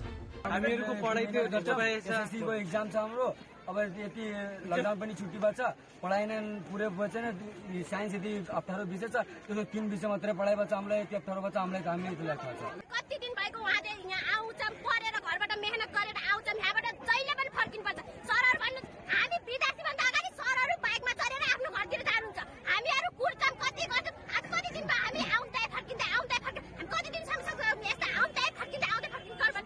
आज सरहरू सुधारले हामीहरूलाई सपोर्ट गर्नु भएन, सरहरू सुधा आफ्नो घरमा लुकेर बस्नु भएको छ। जब सरहरूले विद्यार्थीहरूलाई हेल्प गर्नु नभने हामी के काम? यसअघि बुधबार जिल्ला प्रशासन कार्यालय बर्दियामा शिक्षकहरूसँग भएको वार्तामा पनि विद्यालय खोल्ने सहमति भएको थियो। साथै प्रधानाध्यापकलाई हातपात गर्नेलाई कानुनी कारबाही गर्ने सहमति पनि भएको थियो। तर अझैसम्म सहमति कार्यान्वयन नभएपछि शिक्षकहरूले विद्यालय बन्द नै गरेका छन् भने विद्यार्थीहरू थप आन्दोलित बनिरहेका छन्। दर्शकहरू, पछिल्लो समय शिक्षा क्षेत्रमा नै सबैभन्दा बढी राजनीति चलखेल हुन थालेको छ भन्दा फरक नपर्ने भएको छ। विद्यालय व्यवस्थापनमा हुने विभिन्न किसिमका राजनीतिक चलखेलका कारण विद्यार्थीहरूको भविष्य र पढ्न पाउने अधिकार समेत वञ्चित हुन पुगेका छन् र जसमध्येको एक उदाहरण हो बर्दियाको जुन शम्भुशरण माध्यमिक विद्यालय छ। केही समय अघि विद्यालय व्यवस्थापन समितिको निर्वाचनमा प्रधानाध्यापकमाथि हातपात भयो, निकै विवाद उत्पन्न भयो। त्यहाँ जो प्रधानाध्यापक हुनुहुन्छ प्रमोद कुमार तिमिलसेना, उनीमाथि हातपात भइसके पछाडि अन्य शिक्षकहरूले ती हातपात गर्ने व्यक्तिहरूलाई कारबाहीको माग गर्दै यति बेला विद्यालय बन्द गरेका छन् र आजसम्म विद्यालय बन्द छ। अन्ततः आफ्नो भविष्यमाथि खेलवाड गरिरहेको भन्दै विद्यार्थीहरू समेत आन्दोलित बनेका छन् र उनीहरूले सडकमा उत्रिएर टायर बाल्न समेत विवश हुनु परेको अवस्था छ। यसबारे हामी थप जानकारी लिन्छौँ। यसरी विद्यालय व्यवस्थापन समितिको विवादका कारण विद्यार्थीहरूको पढ्न पाउने अधिकार किन वञ्चित गरिँदैछ र सँगसँगै जो प्रधानाध्यापकमाथि हातपात गर्ने व्यक्ति, ती व्यक्तिलाई कानुनी दायरामा ल्याउने सहमति गरिएको थियो र त्यस पछाडि शिक्षकहरूले बन्द गरेको विद्यालय खोल्ने सहमति पनि भएको थियो। यो सहमति किन कार्यान्वयन हुन सकेन, यसबारे पनि हामी जानकारी लिन्छौँ। यति बेला हामीसँग जोडिनु भएको छ, प्रत्यक्ष टेलिफोन सम्पर्कमा हुनुहुन्छ जो विद्यालयका प्रधानाध्यापक, उहाँलाई जोड्ने कोसिस गरिरहेका थियौँ। तर त्यसअघि हामीसँग यसबारे थप जानकारी दिन हाम्रा टिभी जर्नलिस्ट ज्योति पन्थी प्रत्यक्ष सम्पर्कमा हुनुहुन्छ। ज्योति, सुन्दै हुनुहुन्छ मलाई? अहिले के छ अवस्था? विशेष गरी आज विद्यार्थीहरूले त्यहाँ टायर बालेर आन्दोलन गरेका छन्, आन्दोलित बनेका छन्। विद्यार्थीहरूले विशेष गरी आफ्नो पढाइ सुरु गर्नका लागि र विद्यालय खोल्नका लागि कडा रूपमा माग उठाइरहेका छन्। अहिलेको तत्कालीन अवस्था के छ? वीरेन्द्र, खास गरी विद्यालय व्यवस्थापन समितिको एक साता पहिला भएको निर्वाचनको विषयलाई लिएर विद्यालय प्राङ्गणभित्रै हातापाई भएको भन्दै विद्यालयका शिक्षकहरूले विगत 5 दिनदेखि विद्यालय बन्द गरिरहेका छन्। विद्यालय बन्द गरेर दोषीलाई कारबाही गर्न माग गर्दै आन्दोलनमा उत्रेका शिक्षकहरूले नगरपालिकाका नगर प्रमुखसँग र त्यसै गरी प्रमुख जिल्ला अधिकारीसँग दोषीलाई कारबाही गर्न माग गर्दै प्रहरी कार्यालयमा दिएको निवेदन रूपमा कारबाही अगाडि बढाउन माग गरेसँगै उनीहरूले पठन पाठन समेत अवरुद्ध पारेपछि आज विद्यार्थीहरूले राजनीतिक मुद्दामा विद्यार्थीहरूलाई समस्यामा पारिएको भन्दै बिहानदेखि आन्दोलन गरिरहेका छन्। 10 बजे आज विद्यालय खुल्ने भनिएको थियो। अस्ति मात्र प्रशासनमा बसेको शिक्षक बैठकले विद्यालय सुचारू गर्ने र दोषीलाई कानुनी कठघरामा ल्याउने भन्ने निर्णय भएसँगै विद्यार्थीहरू आज डप्पी र कलम बोकेर विद्यालयमा परीक्षा दिन गएका विद्यार्थीहरूले परीक्षा दिन नआएपछि शम्भुशरण माध्यमिक विद्यालय गुलेरिया खैरापुरका विद्यार्थीहरू यति बेला आन्दोलित भएका छन्। आन्दोलनमा उत्रेका विद्यार्थीहरूले शिक्षकहरूले पनि राजनीतिक मुद्दालाई आफ्नो मुद्दा बनाएको भन्दै विद्यार्थीहरूको भविष्यसँग खेलवाड गरेको आरोप लगाएका थिए भने उनीहरूले केही बेर टायर बालेर सडक समेत अवरुद्ध पारेका छन्। वीरेन्द्र, यसैबीच विद्यालयमा पुगेका केही शिक्षकहरू समेत परीक्षा सञ्चालन नगरी आफ्नो घरतर्फ लागेको आरोप विद्यार्थीहरूले लगाएका छन् भने शिक्षकहरूले आजदेखि विद्यालय सुचारू गर्ने सहमति प्रशासनमा गरेको र त्यो सहमति बेगर अनि विद्यालय बन्द गरेको भन्दै आक्रोशित विद्यार्थीहरू आन्दोलनमा उत्रिएको उनीहरूले जानकारी गराएका छन्। वीरेन्द्र, अब विशेष गरी हातमा कापी कलम किताब बोकेर हिँड्नुपर्ने विद्यार्थीहरू, पढ्नुपर्ने विद्यार्थीहरू यसरी सडकमा उत्रेर टायर बाल्न विवश बनिएका छन्, विवश बनाइएका छन्। यसतर्फ त्यहाँ स्थानीय प्रशासनले के हेरेर बसिरहेको छ? यो विद्यालय खोल्नका लागि उसको सक्रियता, स्थानीय सरकारको सक्रियता कस्तो पाउनु भएको छ? उनीहरूको चासो केही देखिएको छैन यसमा? खास गरी अब जसरी जिल्ला प्रहरी कार्यालयमा शिक्षकहरूका तर्फबाट उजुरी परेसँगै जिल्ला प्रशासन कार्यालयले सम्पूर्ण शिक्षकहरूलाई र व्यवस्थापन समिति जो झगडामा बिल्कुल सामेल भएका छन् र व्यवस्थापन समितिलाई समेत बोलाएर त्यो मुद्दालाई अगाडि बढाउने र उनीहरूले दिएको उजुरी उपर कारबाही अगाडि बढाउने तर विद्यालय यथाशीघ्र सञ्चालन गर्न प्रशासनको निर्देशन भए पनि आज शिक्षकहरूले जुन किसिमले विद्यालयहरू सञ्चालन गर्नुपर्थ्यो विद्यालय सञ्चालन नगरेपछि विद्यार्थीहरू आन्दोलित भएका हुन्।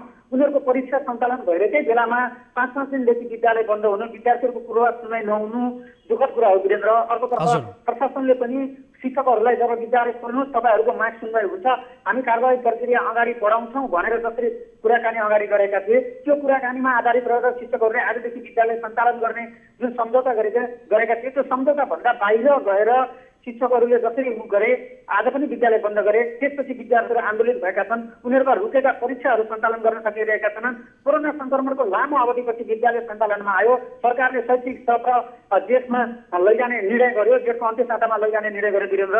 तर उनीहरूले पढाइ नभएको र पढाइ नभइकन विद्यार्थीहरू पुनः आन्दोलन गर्नु परेको, विद्यार्थीहरूलाई चाहिँ शिक्षकहरूले समेत वास्ता नगरेको र राजनीतिक मुद्दालाई आफ्नो मुद्दा बनाएर शिक्षकहरूले विद्यार्थीले टाका लगाएको आरोप चाहिँ लगाएका छन् वीरेन्द्र। ज्योति, जस्तो अब विद्यालय व्यवस्थापन समितिको विवादबाट यो सबै श्रृङ्खला सुरु भएको भनिएको छ र यहाँले पनि जानकारी दिनुभयो। विद्यालय व्यवस्थापन समितिको निर्वाचनका बेला विवाद चाहिँ के कारणले उत्पन्न भएको थियो, यसबारे बताउनुहोस् न छोटोमा। अब हामीले जानकारी पाएसम्म सम्बुसरा माध्यमिक विद्यालयमा एक साता अगाडि भएको निर्वाचनमा कुनै एक पक्षको प्यानल विजय भयो र निर्वाचित प्यानल मध्ये अर्को प्यानल विजय हासिल गर्न सकेन र त्यसमा पनि अब विवाद उत्पन्न हुँदा मनोनित सदस्यको विषयलाई लिएर विवाद भएको भन्ने जानकारी हामीले पाएका छौँ। यसैले कसैले पनि हामीलाई त्यो बारेमा यथेष्ट जानकारी अहिलेसम्म गराएका छैनन् वीरेन्द्र। त्यो मनोनित सदस्यको विषयमा लिएर प्रमाथि हातपात भयो, मनोनित गर्ने विषयमा लिएर प्रलाई हातपात गरियो। ज्योति, एकैछिन होल्डमा रहनुहोला। यति बेला हामीसँग जोडिनु भएको छ बर्दिया जिल्लाका प्रमुख जिल्ला अधिकारी सन्तु बहादुर सुनार हाम्रो सम्पर्कमा हुनुहुन्छ। सिडिओ साहब, स्वागत छ यहाँलाई कार्यक्रममा। Thank you. अब जुन खैरापुरमा रहेको सम्बुसरण माध्यमिक विद्यालय छ, यो विद्यालयका विद्यार्थीहरू सडकमा उत्रिएर आन्दोलित बनिरहेका छन्। कापी कलम बोक्नुपर्ने विद्यार्थीहरू यति बेला सडकमा टायर बाल्न निस्किरहेका छन्। सर, यसबारे यहाँलाई जानकारी छ सबैभन्दा पहिले? जानकारी छ। खैरापुरमा एउटा व्यवस्थापन समितिको व्यवस्थापन समितिकै सदस्यहरूको बिचमा टसल भएको र प्रमाथि धकल पकड भयो भन्ने खबर यहाँ आएको थियो। त्यो विषयमा हामीले यहाँ बोलायौँ दुवै पक्षलाई, छलफल गऱ्यौँ। उहाँहरूको निवेदन पनि परेको छ। हामीले दोषीमाथि कारवाही गर्ने अगाडि बढाइसकेका छौँ र त्यहाँ भाइ बहिनीहरू पढाइलाई कसैले पनि डिस्टर्ब गर्नु हुँदैन सुचारू गर्नका लागि अहिले त्यहाँ अर्को शिक्षकलाई काम गर्ने जिम्मा दिएर स्कुल सञ्चालन भइसकेका छ। तर सिडिओ साहब, अब जुन दोषी छन् तिनलाई कानुनी कठघरामा उभ्याउने सहमति भएको थियो, निर्णय भएको थियो। त्यस पछाडि विद्यालय खोल्ने सहमति पनि भएको थियो। तर विद्यार्थीहरूको परीक्षा आज र आज पनि शिक्षकहरूले विद्यालय खोलेनन्, जसका कारण विद्यार्थीहरू आन्दोलित बन्नु पर्यो। यो सहमति कार्यान्वयन चाहिँ किन हुन सकेन? विद्यार्थीहरूले पढाइ सुरु होस् भनेर विद्यार्थीहरूले माग राख्नु स्वाभाविकै हो। उहाँहरूले माग राख्नुभएको छ। हामीले पढाइ सञ्चालन गर्नका लागि सम्बन्धित पक्षलाई भनेर स्कुल सञ्चालन भइसकेका छ। स्कुल सञ्चालन भइसक्यो, तपाईँको जानकारीमा यही छ हो। तर आज त परीक्षा दिन पाएनन् विद्यार्थीहरूले, जसका कारण आज सडकमा टायर बाल्न विवश भए भन्ने किसिमको जानकारी र सँगसँगै हामीले ताजा दृश्य दर्शकहरूलाई देखाइरहेका छौँ टेलिभिजन मार्फत। हामीसँग प्रत्यक्ष रूपमा हाम्रा टिभी जर्नलिस्टले यही जानकारी गराइरहनु भएको छ। हो, बिहान त्यो खबर पाउने बित्तिकै हामीले त्यो समस्या समाधानका लागि पहल गऱ्यौँ। अहिले स्कुल सञ्चालनको तयारी भयो, सञ्चालन भइसकेको छ। सञ्चालन भइसकेको छ। एकैछिन हाम्रा टिभी जर्नलिस्ट हामीसँग जोडिनु भएको छ। ज्योति, सुन्दै हुनुहुन्छ? वीरेन्द्र, म 12 बजेसम्म सम्बुसरण माध्यमिक विद्यालयको गेट बाहिर उभिएर रिपोर्टिङ गरेर फर्केर यो न्युज सब्सक्राइब गरेको। त्यति बेलासम्म त्यहाँ उफ्रिरहेका विद्यार्थी आन्दोलनरत विद्यार्थीलाई कसैले पनि भित्र जान दिएका थिएनन्। गेट बन्द थियो। विद्यार्थीहरूले टायर बालेका थिए भने प्रहरीहरू व्यापक रूपमा तैनात गरिएको थियो टायर निभाउनको लागि। हामी त्यहाँ पुगेर समाचार सङ्कलन गरेर आएर पठाएको दृश्य हो यो। उनीहरूले आज पनि परीक्षा दिन पाएका छैनन्। मलाई पनि त्यो खबर प्राप्त भएको थियो। त्यो खबर प्राप्त भन्ने बित्तिकै मैले आफ्नो सुरक्षाको व्यवस्थापन पनि गरेको थिएँ र गुलरिया नगरपालिकाको मेयर साहबसँग कुरा गरेर त्यहाँ स्कुल व्यवस्थापनमा प्रधानाध्यापकको जिम्मेवारी अर्को चाहिँ शिक्षकलाई दिएर तुरुन्त स्कुल सञ्चालन गर्नु भनेको छु। मैले अहिले तुरुन्तै फेरि उहाँसँग रिपोर्ट दिइसकेको छु। अहिले त्यो समस्या समाधान भइसकेको छ। 12 बजेपछि समस्या समाधान भएको छ। मलाई योभन्दा थप जानकारी प्राप्त भएको छैन। मैले प्राप्त गरेको जानकारी अनुसार त्यहाँ स्कुलहरूले अर्को प्रहको जिम्मेवारी लिएर स्कुल सञ्चालन भएको छ। सुरेश सर, जुन 5 दिनदेखि परीक्षा सञ्चालनरत थियो, 5 दिनदेखि विद्यालय बन्द भयो, शिक्षकहरूको आन्दोलनले गर्दाखेरि 5 दिनदेखि बन्द रहेको विद्यालय आज 12:30 बजे 12 बजेर पछाडिसम्म पनि सञ्चालनमा आउन सकेको छैन। विद्यार्थीहरू 10 बजे कापी र कलम दफ्ती बोकेर परीक्षा दिन आएका थिए। परीक्षाको नीति नियमभन्दा बाहिर गएर 12:30 बजे विद्यालय सञ्चालन गरेर कसरी परीक्षा सञ्चालन भयो भनिराख्नु भएको छ सर तपाईँले? विद्यालय यो समस्या त परेकै हो नि, समस्या परेर त समाधान खोज्यौँ हामीले, समस्या नपरेर त समाधान खोजिँदैन नि त। समस्या त पर्यो, व्यवस्थापन सिडिओ साहब, अब यो समस्याको समाधान भइसकेकै हो त? सम्बन्धित पक्षहरूलाई ल्यायौँ, बोलायौँ, यहाँ छलफल गऱ्यौँ, दोषीमाथि कारवाही गर्ने भनेर हामीले एक किसिमको छलफलबाट निर्णय गऱ्यौँ। बुधबार भएको थियो सर, बुधबार आएछ 10 बजे विद्यालय खुल्ने भन्ने निर्णय सहित शिक्षकहरूलाई तपाईँहरूले त्यहाँबाट विदाय गर्नु भएको थियो बुधबार। आज 10 बजे किन शिक्षकहरूले परीक्षा सञ्चालन गर्नु भएन सर त्यहाँभित्र? परीक्षा सञ्चालन गर्नु भएन भन्नाले पनि अब त्यो विद्यार्थीहरूले बिहान फेरि विद्यार्थीहरू 10 बजे कलम र बत्ती लिएर पुगेका छन् सर त्यहाँभित्र। तर विद्यार्थीहरूलाई गेटमा ताला लगाइएको छ, भित्र जान दिएन सर। पछि मलाई खबर आयो, ठिक छ तपाईँको कुरा सुने मैले, पुगेपछि मलाई खबर आयो, मैले तत्काल सुरक्षाको व्यवस्था गरेँ, नगरपालिकामा यो विषयमा चाहिँ तुरुन्त अस्तित्वको सम्झौता लागू गर्नुहोस् भने त्यो अनुसार सम्झौता कार्यान्वयन भइसकेको छ। तपाईँ पुगेको बेला त्यो अवस्था के होला त्यो खबर मलाई पनि आयो। सिडिओ साहब, अब निर्धक्कका साथ भोलिदेखि विद्यार्थीहरूले परीक्षा दिन पाउँछन् त? सिडिओ साहब सुन्दै हुनुहुन्छ मलाई? भएका अरू समस्याहरू फेरि समाधान हुँदै जान्छन्, अब स्कुल सञ्चालन हुन्छ। सिडिओ साहब, अब विद्यार्थीहरूले निर्धक्कका साथ परीक्षा दिन पाउँछन्, विद्यालय बन्द हुँदैन? उनीहरूको भविष्यमाथि कसैलाई खेलवाड गर्ने अधिकार छैन। हजुर, उहाँहरूको परीक्षा सञ्चालन हुन्छ, उहाँहरूको पढाइ सुचारू हुन्छ। हामी उपयुक्त व्यवस्थापन के गर्नुपर्छ, अझ थप के गर्नुपर्छ, हामी सचेत छौँ, सजग छौँ र गर्छौँ हामी। सिडिओ साहब, अर्कोतर्फ प्रधानाध्यापकमाथि नै हातपात भएको घटना छन्। यो घटनाको छानबिन अनुसन्धान कसरी अगाडि बढिरहेको छ? यो विवाद जुन थियो विद्यालय व्यवस्थापन, यसबारे बताउनुहोस्। दोषीलाई पनि कारवाही गर्नु पर्ला। उहाँहरू कारवाहीको दायरामा आउनुभयो, कानुनी दायरामा आइसक्नु भयो? त्यो दर्ता भएको छ, कानुन बमोजिम कारवाही हुन्छ। हस्, समय र जानकारीका लागि धन्यवाद तपाईँलाई र सँगसँगै हाम्रो टिभी जर्नल मलाई पनि जानकारी राख्न दिनुभयो, मेरो कुरा राख्न दिनुभयो, धन्यवाद। हस्, धन्यवाद। सँगसँगै टिभी जर्नलिस्ट ज्योतिपन्थी यहाँलाई पनि धेरै धेरै धन्यवाद दिन चाहन्छु यो जानकारीका लागि। दर्शक पनि यसरी विशेष गरेर विद्यालय व्यवस्थापन समितिमा जुन राजनीतिक चलखेल हुन्छ, यो निर्वाचनका बेला भएको विवादले अहिलेसम्म विद्यार्थीको परीक्षा प्रभावित भयो। यति धेरै लामो दिनसम्म 5 दिनसम्म विद्यालय ठप्प रह्यो, बन्द रह्यो। शिक्षकहरू आन्दोलित छन्, दोषीलाई कारवाही गर्नुपर्ने माग गर्दै, र अर्कोतर्फ विद्यार्थीहरू भने आफ्नो पढाइ प्रभावित नगर्नका लागि र राजनीतिक स्वार्थका लागि निरन्तर रूपमा यसरी विद्यालय मात्र बन्द नगर्नका लागि र आफ्नो भविष्यमाथि खेलवाड नगर्नका लागि भन्दै उनीहरू सडकमै उत्रिएर टायर बाल्न समेत विवश बनेको अवस्था छ।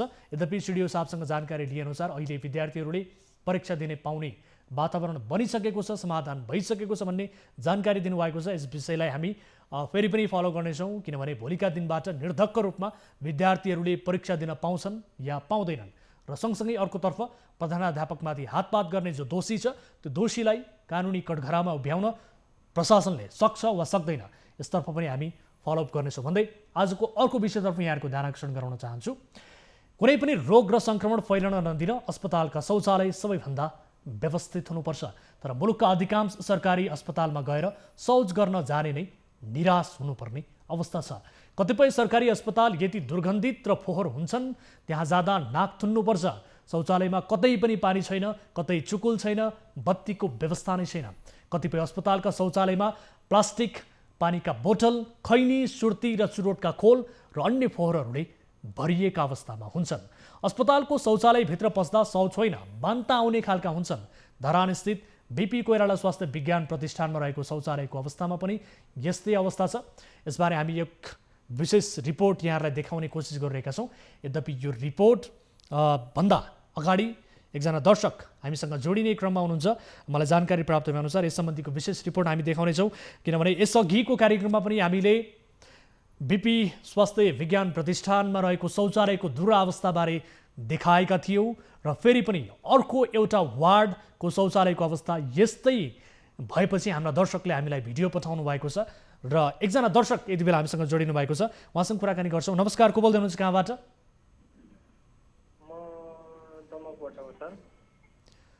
हजुर नमस्कार, कहाँबाट को बोल्दै हुनुहुन्छ? सर म तमकबाट हो।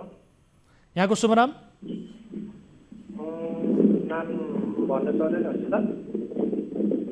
यहाँको समस्या जिज्ञासा के थियो, गुनासो राख्नुहोस् त। जिज्ञासा चाहिँ अब त्यही हो, हस्पिटलमा जाँदाखेरि शौचालय चाहिँ एकदम दुर्गन्धित भएर चाहिँ तपाईँले यही बिपी कोइराला स्वास्थ्य विज्ञान प्रतिष्ठानकै शौचालयमा रहेको विषयलाई तपाईँले गुनासो गर्न खोज्नु भएको होइन त? हजुर हजुर। के छ अवस्था बताउनुहोस् त हाम्रा दर्शकहरूलाई। हुन त हामीले रिपोर्ट पनि तयार गरेका छौँ, यसबारे दृश्य पनि हामी दर्शकहरूलाई देखाउने नै छौँ, तर त्यसअघि त्यहाँको अवस्था के हो, तपाईँले भोगिरहनु भएको समस्या शौचालयलाई लिएर यसबारे बताउनुहोस् न दर्शकहरूलाई। शौचालय चाहिँ एकदम दुर्गन्धित भएको कारणले गर्दाखेरि चाहिँ मैले हजुरहरू समक्ष प्रशासन समक्ष यो कुरा पुगोस् भनेर उठाउनु खोजेको मात्रै छ। हजुर, अनि तपाईँहरूले त्यहाँ अस्पताल प्रशासन समक्ष यो गुनासो गर्नु भएन?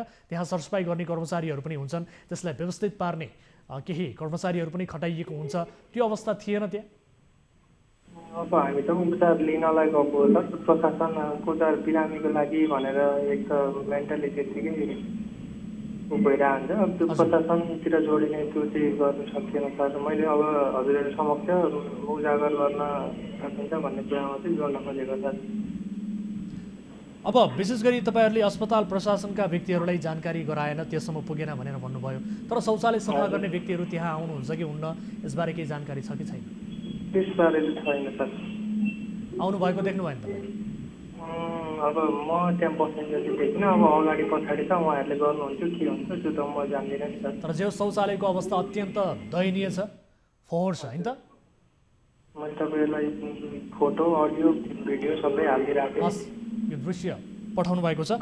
समय र जानकारीका लागि धन्यवाद। तपाईँले पठाउनु भएको दृश्य पनि हामी आम दर्शकहरूलाई देखाउने कोसिस गरिरहेका छौँ। दर्शकले यति बेला हामीसँग जोडिनु भएको थियो बिपी स्वास्थ्य विज्ञान प्रतिष्ठानबाटै प्रत्यक्ष रूपमा एक सेवाग्राही जो बिरामी कुरेर बसिरहनु भएको छ, आफ्नो बिरामीको उपचार गराइरहनु भएको छ, तर शौचालयको दुरावस्था दयनीय छ भनेर गुनासो गरिरहनु भएको छ। उहाँले हामीलाई दृश्य पनि पठाउनु भएको छ। यसअघि पनि हामीले धरानस्थित बिपी कोइराला स्वास्थ्य विज्ञान प्रतिष्ठानमा रहेको शौचालयको विषय उजागर गरेका थियौँ। त्यस पछाडि त्यहाँ केही सुधार आएको थियो भने अहिले फरक वार्डमा रहेको शौचालय, विशेष गरी यो सुत्केरी वार्डमा रहेको शौचालय छ, यो शौचालयको अवस्था पनि अत्यन्तै दयनीय रहेको भन्ने किसिमको गुनासो र भिडियो समेत हामीलाई प्राप्त भएको छ, र जसमध्ये प्रत्यक्ष रूपमा एक सर्वसाधारणले हामीलाई गुनासो समेत गरिसक्नु भएको छ। र यो रिपोर्ट हामी दर्शकहरूलाई देखाउने कोसिसमा छौँ। विशेष गरी यो रिपोर्ट समय अभावका कारणले हामी देखाउन सकिरहेका छैनौँ र सम्बन्धित निकायसँग पनि कुराकानी गर्ने कोसिस गरिरहेका थियौँ। आगामी श्रृङ्खलामा हामी यसबारे कुराकानी गर्नेछौँ। विशेष गरी मलाई जानकारी प्राप्त भएअनुसार एकजना सर्वसाधारण आफ्नो गुनासोसहित यति बेला हामीसँग जोडिनु भएको बारे मलाई जानकारी प्राप्त भएको छ। नमस्कार, को बोल्दै हुनुहुन्छ, कहाँबाट? हजुर सर, म बिपी कोइराला स्वास्थ्य विज्ञान प्रतिष्ठान धनगोपाबाट हो सर। यहाँको शुभ नाम? मेरो चाहिँ अब नाम नभन्दा हुँदैन सर। ठिक छ, नाम गोप्य राख्न चाहनुहुन्छ भने ठिक छ, तपाईँ आफ्नो गुनासो राख्नुहोस्। हाम्रो गुनासो भनेको त थुप्रै छ सर। अब अहिलेको चाहिँ मेन भनेको हामी यो कोभिडमा काम गऱ्यौँ नि सर, कोभिड हस्पिटलमा। हजुर। मैले विरोध गर्दा गर्दा हामीले कोभिडमा पैसा काम गरेको पाउनुपर्छ भने, अनि त्यहाँबाट विरोध गर्दा गर्दा गर्दा त्यो गरेर लानुभयो। लाँदाखेरि एउटा सँगै काम गरेको व्यक्तिले 2000 रुपियाँ पायो, हजुर, 200 रुपियाँ पनि पायो, तर त्यही सँगै काम गर्ने व्यक्ति 40,000 50,000सम्म पनि पायो सर। यहाँ यस्तो अप्ठ्यारो छ। भनेपछि यहाँहरूले यो कोरोना महामारीको विषम परिस्थितिमा काम गरे बापतको जुन पाउनुपर्ने रकम हो यो पाउनु भएन भन्ने गुनासो तपाईँको? अनि त्यो गुनासो छ। अनि अर्को भनेको के छ भने हाम्रो तलब बेलामा फिटिकै गइदिएन। भर्खर हिजो अस्तिसम्म पनि कति कर्मचारीको तलब हालिदिएको छैन। आन्दोलन गयो भने मात्रै हालिदिनुहुन्थ्यो। तपाईँहरू जे होस् त्यही अस्पतालमा काम गर्ने कर्मचारी होइन त? हजुर सर। कतिजना हुनुहुन्छ तपाईँहरू यसरी कोभिडको समयमा काम गरेका व्यक्तिहरूले पैसा नपाउनु भएको? कतिजना हुनुहुन्छ? पाएका व्यक्तिहरू कतिजना छन्? तपाईँ जस्तै काम गरेर अन्य व्यक्तिहरूले पाए, हामीले पाएनौँ भनेर भन्नुभयो। पाउने कति छन्, नपाउने कतिजना हुनुहुन्छ? पाउने त्यस्तै जस्तै 50-100जनाले पाउनुभयो भने 50-100जनाले चाहिँ अब थोरै पाएको, जस्तै 1000-2000 मात्रै हालिदिएको, तर उसलाई चाहिँ 40,000 50,000 पनि हालिदिएको अवस्था छ सर। तपाईँहरूलाई चाहिँ कतै पनि हालेको छैन, 1 रुपैयाँ पनि हालेको छैन? हजुर यसरी पनि हालेको मान्छेहरू पनि थुप्रै हुनुहुन्छ। अब हामी के कारणले रहेछ यसरी भेदभाव किन गरियो त कर्मचारीहरूलाई, काम गर्ने कर्मचारीहरूलाई? यो त विभेद भयो, कसैले हाल्ने कसैले नहाल्ने, के कारण रहेछ? तपाईँहरूले यसबारे जवाफ पनि दिनुभयो होला, अस्पताल प्रशासनले के भन्छ? हजुर सर, कारण त यहाँ के छ भने नि यहाँ चाहिँ भेदभाव त यहाँको म्यानेजमेन्टले जहिले पनि त्यस्तै नै गरिदिँदैन भने त सर। अब हाम्रो तलब पर्दा पनि तलब बेलामा दिँदैन, अनि जहिले पैसा छैन मात्रै भनिन्छ होइन सर। अनि पैसै छैन भन्ने खालको एउटा आवाज आउँछ। हस्, यसबारे हामी बुझ्ने कोसिस गर्नेछौँ के कति कारणले तपाईँहरूले पाउनुपर्ने सेवा सुविधा नपाउनु भएको रहेछ र यसबारे हामी बुझ्ने कोसिस गर्नेछौँ सम्बन्धित निकाय समक्ष। तपाईँलाई समय र जानकारीका लागि अहिलेका लागि भने धेरै धेरै धन्यवाद। हुन्छ सर, हजुरलाई पनि धन्यवाद, हामीलाई हाम्रो गुनासो राख्ने मौका मिलाइदिनु भयो। हस्, दर्शक यति बेला हामीले मलाई जानकारी प्राप्त भएअनुसार बिपी स्वास्थ्य विज्ञान प्रतिष्ठानमा रहेका जो रजिस्ट्रार हुनुहुन्छ उहाँलाई टेलिफोन सम्पर्क गर्ने कोसिस गरेका थियौँ यो समस्यालाई लिएर र सँगसँगै शौचालयको विषयलाई पनि लिएर। त्यहाँका अस्पताल का जो रजिस्ट्रार हुनुहुन्छ डाक्टर मोहन चन्द्र रेग्मी उहाँलाई सम्पर्क गर्ने कोसिस गरेका थियौँ, यद्यपि उहाँसँगको सम्पर्क हुन सकेन, स्थापित हुन सकेन। यसको जवाफ हामी लिएरै छोड्नेछौँ र यस सम्बन्धीको विशेष दृश्य पनि आगामी श्रृङ्खलामा देखाउनेछौँ भन्दै आजका लागि कार्यक्रमको निर्धारित समय सकिएको छ। विशेष गरी अन्य विविध रिपोर्टहरू पनि रहेका थिए, यी रिपोर्टहरू आगामी श्रृङ्खलामा प्रस्तुत गर्दै जानेछौँ र यसको समाधान खोज्दै जानेछौँ र सम्बन्धित निकायलाई प्रश्न गर्दै जानेछौँ। त्यसको जवाफ जबसम्म चित्त बुझ्दो रूपमा हामीले पाउँदैनौँ, आम सर्वसाधारणको समस्या जबसम्म समाधान हुँदैन र तबसम्म हामी निरन्तर रूपमा यस विषयलाई घचघचाइरहनेछौँ, फलोअप गरिरहनेछौँ भन्दै आजका लागि कार्यक्रमबाट छुट्टिने बेला भएको छ। कुनै आपद विपदमा पर्नु भएको छ, कुनै जिज्ञासाहरू छन्, कुनै गुनासोहरू छन् भने तपाईँले हामीलाई कार्यक्रममा प्रत्यक्ष रूपमा सहभागिता जनाएर होस् अथवा 24 घण्टा हाम्रो हेल्प डेस्कमा तपाईँले गुनासो गर्न सक्नुहुन्छ, गुनासो टिपाउन सक्नुहुन्छ, जसका लागि हाम्रो टोल फ्री नम्बर 1660 011 2424, एन्सल नम्बर 98 015 72424 र भाइबर नम्बर 9884 011 037 मा तपाईँले कल गर्न सक्नुहुन्छ र आफ्ना गाउँठाउँमा भएका व्यतिथि विसङ्गति र भ्रष्टाचारबारे पनि विशेष जानकारी गराउन सक्नुहुन्छ भन्दै आजका लागि हामी बिदा हुन्छौँ। हामी निरन्तर न्युजमा छौँ। नमस्ते।